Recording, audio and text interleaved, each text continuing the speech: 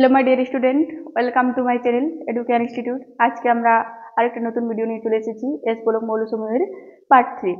দেখো, আজকে আমরা এস ব্লক মৌলসমূহের পার্ট 3 ক্ষারীয় মৃত্তিকা মৌলসমূহ অ্যালকালাইন আর্থ মেটাল সম্পর্কিত কিছু কোশ্চেন অ্যান্সার আলোচনা করব। ঠিক আছে, এখানে দেখো 1 নাম্বার কোশ্চেন আমাদের কি আছে, কোনটির হাইড্রেশন এনথালপি সর্বাধিক? অপশন এ তে আছে Be2 প্লাস একুয়া, বি তে আছে Mg2 প্লাস একুয়া, সি তে আছে Ca2 প্লাস একুয়া, ডি তে আছে Ba2 প্লাস একুয়া। ওকে, তো দেখো সূত্র আমাদের হাইড্রেশন এনথালপি কি ওঠে, হাইড্রেশন এনথালপি ভ্যারাইজিস কেটায়নিক চার্জ বাই কেটায়নের ব্যাসার্ধ। এখানে 2 প্লাস সবার চার্জ আছে, চার্জ সমান আছে। এরপর ব্যাসার্ধ দেখো, বেরিলিয়ামের সাইজ এখানে সবচেয়ে ছোট, মানে ব্যাসার্ধ সবচেয়ে কম, আর বেরিয়ামের ক্ষেত্রে সাইজ সবচেয়ে বড়, মানে ব্যাসার্ধ বেশি। তো এখানে আমাদের হাইড্রেশন এনথালপি সর্বাধিক বলেছে, মানে দেখতে হবে আমাদের কেটায়নের ব্যাসার্ধ কম কোথায় আছে, কম হলে হাইড্রেশন এনথালপি বেশি হবে। তো বেরিলিয়ামের ব্যাসার্ধ কম হলে কি হবে, হাইড্রেশন এনথালপি বেশি। আর বেরিয়ামের ক্ষেত্রে ব্যাসার্ধ আছে বেশি, ব্যাসার্ধ বেশি হলে হাইড্রেশন এনথালপি হয়ে যাবে কম। তাহলে আমাদের এখানে যেহেতু সর্বাধিক বলেছে, তাই আমাদের অ্যান্সার কোনটা হয়ে যাবে, Be2 প্লাস একুয়া। ওকে, তো অপশন এ ইজ রাইট হলো। এরপর নেক্সট দেখো, 2 নম্বর কোশ্চেন, কোনগুলি শিক্ষা পরীক্ষায় সাড়া দেয় না? অপশন এ তে আছে বিই, বিএ, বি তে আছে সিএএমজি, সি তে আছে বিইএমজি, আর ডি তে আছে এমজিএসআর। হলো, দেখো এইখানে আমাদের দেওয়া আছে বিই ও এমজি এর আকার অত্যন্ত ক্ষুদ্র এবং আয়নন এনথালপি উচ্চ হয়। দেখো, বেরিলিয়াম আর ম্যাগনেসিয়ামের আকার ছোট হয়, কি হয়, এগুলো শিক্ষা পরীক্ষায় সাড়া দেয় না। তাই আমাদের অ্যান্সার কোনটা হয়ে যাবে, option C is right. Okay, এরপর নেক্সট দেখো, নেক্সট আছে আমাদের 3 নাম্বার কোশ্চেন, হাইড্রোলিট বলা হয়? অপশন এতে আছে BH2, বি তে আছে MgH2, সি তে আছে CaH2, আর ডি তে আছে BaH2। তাহলে আমাদের অ্যান্সার কোনটা হয়ে যাবে, CaH2। So option C is right. Okay, এরপর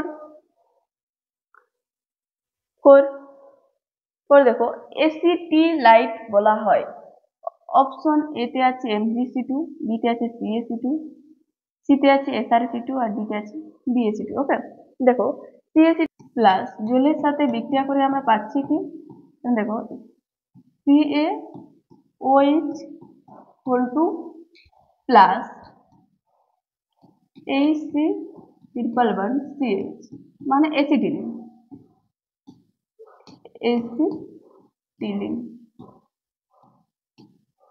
এসিটিলাইট বলেছে, এখানে আমরা অ্যাসিটিলিন পাচ্ছি, তো আমাদের অ্যান্সার কোনটা হয়ে যাবে, এসিটিলাইট কাকে বলা হয়, CaC2 কে। So option B is right হলো। এরপর নেক্সট দেখো আছে, নিচের কোনটি উপধর্মী অক্সাইড? অপশন এ তে আছে বিইও, বি তে আছে এমজিও, সি তে আছে সিএও, ডি তে আছে বিএও। তো আমরা কি জানি, উপর থেকে নিচ দিকে, গ্রুপের উপর থেকে নিচ দিকে গেলে আমাদের কি হয়, ক্ষার ধর্ম বৃদ্ধি পায়। তো বৃদ্ধি পায় ক্ষার ধর্ম,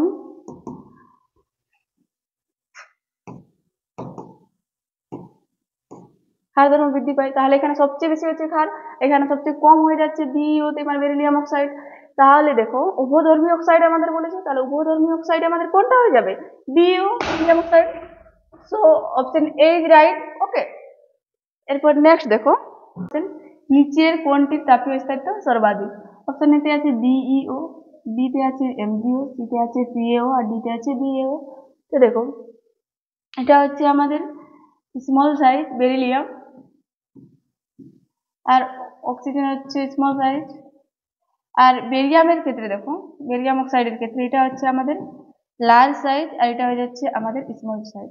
দেখো আমরা পার্ট টুতে ভিডিওতে দেখেছিলাম, দেখো বড় কেটায়ন বড় এনায়নকে সাথে অধিক সুস্থায়ী যৌগ গঠন করে, এনায়ন ছোট কেটায়নের সাথে অধিক সুস্থায়ী যৌগ গঠন করে। তাহলে দেখো এখানে ছোট কেটায়ন ছোট এনায়ন আছে, তাহলে এখানে তাপীয় স্থায়িত্ব সর্বাধিক কোথায় হয়ে যাবে, আমাদের বিও এর ক্ষেত্রে অধিক সুস্থায়ী যৌগ গঠন করবে। তো আমাদের অপশন এ ইজ রাইট।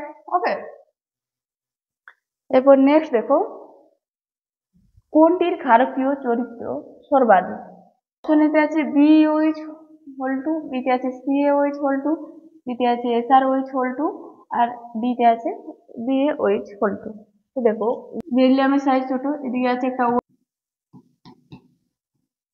আর এখানে আছে একটা OH। এরপর আছে আমাদের CaOH কিন্তু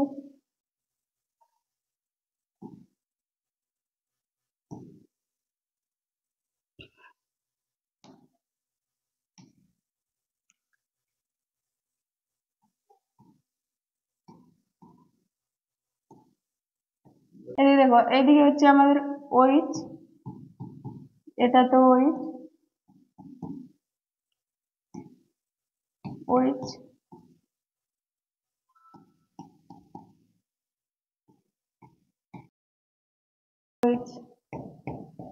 দেখো এখানে আমাদের চিত্রটা ড্রয়িং করেছি, বেটা মাকে কানে সূত্রের বাপ রাজি, এই সূত্রে দেখো এখানে আমাদের কি হচ্ছে, ক্ষারকীয় চরিত্র সর্বাধিক বলেছে। এখানে বন্ধন দৈর্ঘ্য যার বেশি হবে, দেখো বেরিয়ামের ক্ষেত্রে কি হচ্ছে, BaOH হোল টুর ক্ষেত্রে হচ্ছে বন্ধন দৈর্ঘ্য, BaOH এর হোল টুর ক্ষেত্রে কি হচ্ছে বন্ধন দৈর্ঘ্য সবচেয়ে বেশি।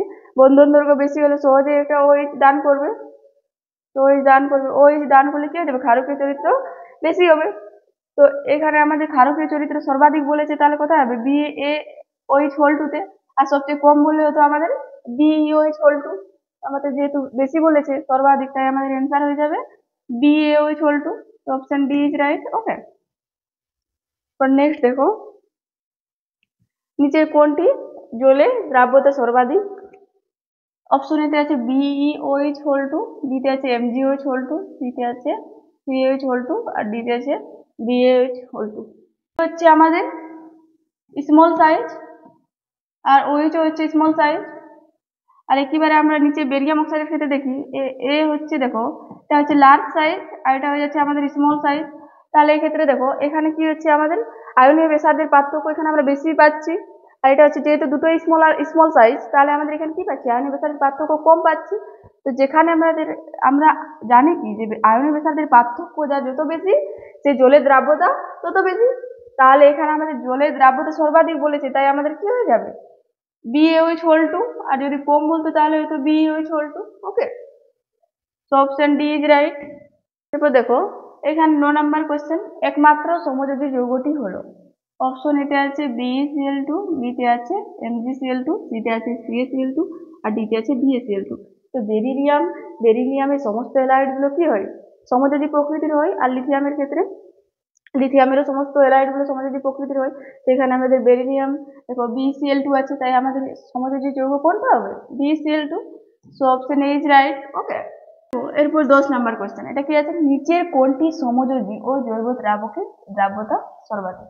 এখানে দেখো অপশন এতে আছে আমাদের BaCl2, বিতে আছে CaCl2, সিতে আছে MgCl2, আর ডিতে আছে BeCl2। ওকে, দেখো এখানে BaCl2, বি হচ্ছে কি লার্জ সাইজ, আর Cl2 হচ্ছে স্মল সাইজ। এরকম ভাবে আমরা নিচে একেবারে চলে যাচ্ছি। বেরিলিয়ামের ক্ষেত্রে এটা হচ্ছে আমাদের স্মল সাইজ, আর এটা হচ্ছে স্মল সাইজ। তো আমরা জানি দেখো আয়নীয় ব্যাসার্ধের পার্থক্য যত কম, সমযোজী ও জৈব দ্রাবকের দ্রাব্যতা সবচেয়ে বেশি হয়, মানে সর্বাধিক হয়, হলো। আর আয়নীয় ব্যাসার্ধের পার্থক্য যার বেশি হবে, তার কি হবে, সমযোজী জৈব দ্রাবকের দ্রাব্যতা সবচেয়ে কম হবে। তো আমাদের যেহেতু সর্বাধিক বলেছে, তাই আমাদের কি হবে, BeCl2 হবে। এর আয়নীয় ব্যাসার্ধের পার্থক্য কম, তো অপশন ডি ইজ রাইট, হলো। এরপর নেক্সট দেখো, BeCl2 গ্যাসীয় অবস্থায় ও কঠিন অবস্থায় অবস্থান করে।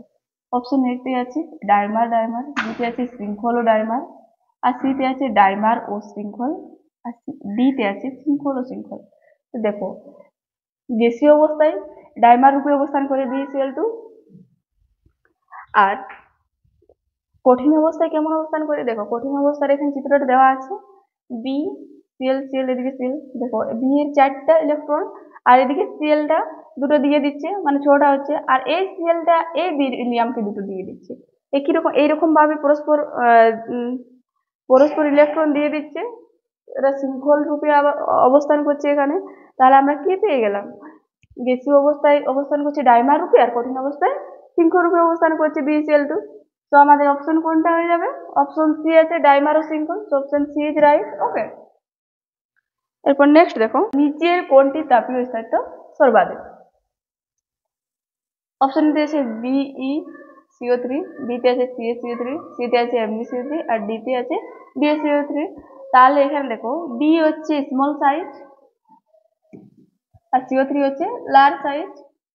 আর DaCO3 এর ক্ষেত্রে দেখো এটা হচ্ছে লার্জ সাইজ আর এটা হচ্ছে লার্জ সাইজ। তাহলে দেখো এর আগের ভিডিওতে আমরা কি জেনেছিলাম, বড় ক্যাটায়ন বড় এনায়নের সাথে সুস্থায়ী যৌগ গঠন করে আর ছোট এনায়ন ছোট ক্যাটায়নের সাথে অধিক সুস্থায়ী যৌগ গঠন করে। তাহলে এখানে আমাদের অধিক সুস্থায়ী যৌগ গঠন করছে কি BaCO3, আর অধিক সুস্থায়ী যৌগ গঠন করলে কি হবে, তাপীয় স্থায়িত্ব সর্বাধিক হবে BaCO3 এর ক্ষেত্রে। ওকে, তাহলে আমাদের অপশন কোনটা হয়ে যাবে, অপশন ডি ইজ রাইট, অধিক সুস্থায়ী যৌগ তাপীয় স্থায়িত্ব সর্বাধিক। নেক্সট দেখো, এটা ভেরি ভেরি ইম্পর্টেন্ট কোশ্চেন, দেখো স্টার লাগানো আছে এখানে 13। কোনটি জলে অদ্রাব্য? অপশন এ আছে BaSO4, বিতে আছে MgSO4, সিতে আছে CaSO4 আর ডিতে আছে BaSO4। দেখো যার লেটিস শক্তি তার হাইড্রেশন শক্তি অপেক্ষা বেশি হয় তারা জলে অদ্রাব্য হয়। তাহলে দেখো এখানে BaSO4 এর ক্ষেত্রে দেখো BaSO4 এর ক্ষেত্রে কি হচ্ছে, এর হচ্ছে হাইড্রেশন শক্তির মানটা কম আর লেটিস শক্তির মানটা হয় বেশি। তাই এখানে কি হয়ে যাবে, এটা হয়ে যাবে জলে অদ্রাব্য। তো আমাদের option D is right. Okay, এরপর নেক্সট দেখো সোডা লাইম হলো, অপশন এতে আছে CaOH হোল 2, বিতে আছে CaCO3, সিতে আছে NaOH প্লাস CaO আর ডিতে আছে CaCl2 প্লাস MgCl2। ওকে, তো দেখো এটা আমাদের সোডা লাইমের সঙ্গে, সোডা লাইম কোনটা হবে, NaOH plus CaO। So option C is right. Okay, number question দেখো, প্লাস্টার অফ প্যারিস এর সংকেত 9। অপশন এতে আছে CaSO4 ডট হাফ অণু H2O, বিতে আছে 2CaSO4 ডট H2O, সিতে আছে CaSO4 ডট 2H2O আর ডিতে আছে 4CaSO4 ডট 2H2O। ওকে, দেখো প্লাস্টার অফ প্যারিস এর ক্ষেত্রে কি হয়, CaSO4 আর H2O 2:1 অনুপাতে থাকে। তো দেখো এখানে আমাদের এটা আমরা অপশন এতে CaSO4 dot half of H2 পেয়েছি, মানে এটা আমরা 2:1 এ পেয়েছি। এরপর দেখো অপশন বি তে আছে 2CaSO4 ডট 1H2O, মানে এটাও আমরা 2:1 অনুপাতে পাচ্ছি।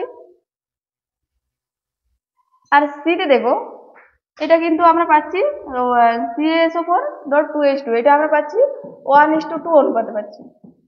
আর এখানে এটাতে ডিতে আছে 4CaSO4 আর 2H2O, তাহলে 4 আর 2 মানে এটা হয়ে যাবে 2:1। তাহলে আমাদের কোনটা পেলাম না, আমরা 2:1 অনুপাতে, এটা অপশন সিতে। So option C is right. Okay, last of প্যারিসের সংকেত নয় এটা CaSO4 ডট 2H2O।